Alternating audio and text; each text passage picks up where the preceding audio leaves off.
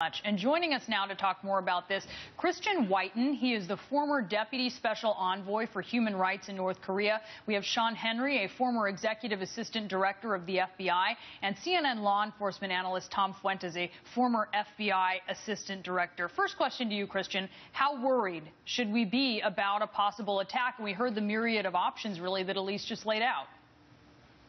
Well, I wouldn't be too worried about anything happening directly here in the homeland. North Korea's ability to act domestically is very, very limited. So their threats of 9/11 style attacks, I think, are boasting from a regime that boasts a lot. Likewise, I think we have probably seen some of the extent of their cyber capabilities, and it was a significant attack. You know, hundreds of millions of dollars of damage, potentially a chilling effect on the First Amendment, despite the fact this movie has come out, will nonetheless influence decisions made here in Hollywood.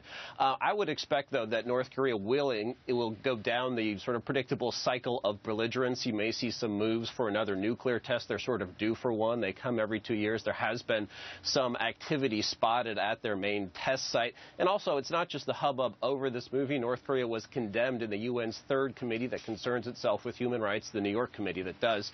And they staged protests in Pyongyang, hundreds of thousands of people out chanting. So I think we are in for a turbulent year for with North Korea. So, Tom, we hear Christian.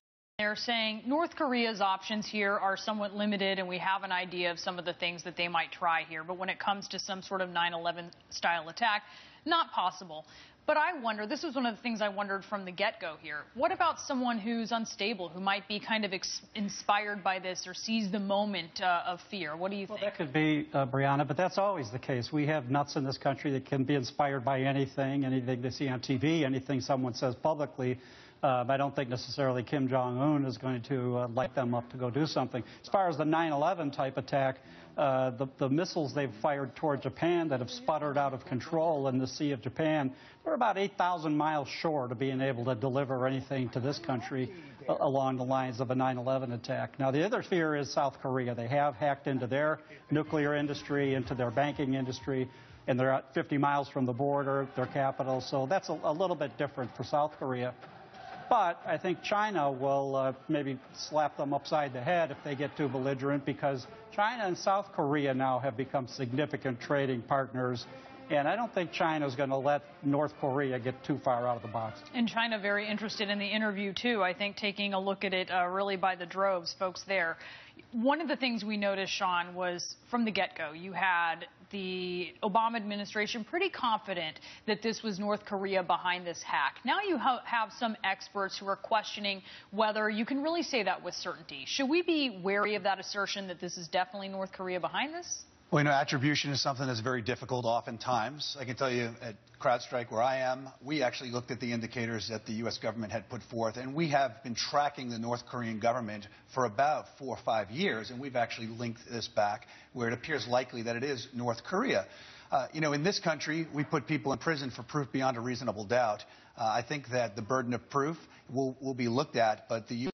government certainly believes that this is tied to North Korea, and they've indicated they've done these types of attacks before. What's the evidence that could be so convincing here? You know, the government will be looking at indicators. So you're talking about IP addresses, malware, the types of tools, tactics, techniques, procedures that like a digital fingerprint almost in a way. It's very similar to a physical world crime scene where you've got DNA and shell casings, you've got fingerprints. When investigators look aggregately at attacks, when you look at dozens or hundreds of attacks, you start to see commonality, and you're able to then do attribution back to a particular threat group or actor. Christian, do you think that we're going to be seeing more of this kind of cyber warfare? Unfortunately, yes, especially because, you know, that we've vowed a proportional attack, but there hasn't been one yet. No counterattack, no real cost. And I'm afraid we're going to have another situation where months go by, maybe a few companies and people with no real exposure to the West get put on a sanctions list. Maybe North Korea goes back on the terrorist sponsor list. They ought to. In fact, they should have never been taken off in 2008. But I'm afraid they're not going to see a real deterrence develop. U.S. Cyber Command will remain mostly defensive. It will remain mostly focused on defending U.S. government systems rather than going on the offense and deterring future cyber attacks. So unfortunately, from North Korea, from China, from Iran, and from other groups, Russia, we're going to see more of this. It's a new frontier. All right. Thank you so much, Christian. Sean.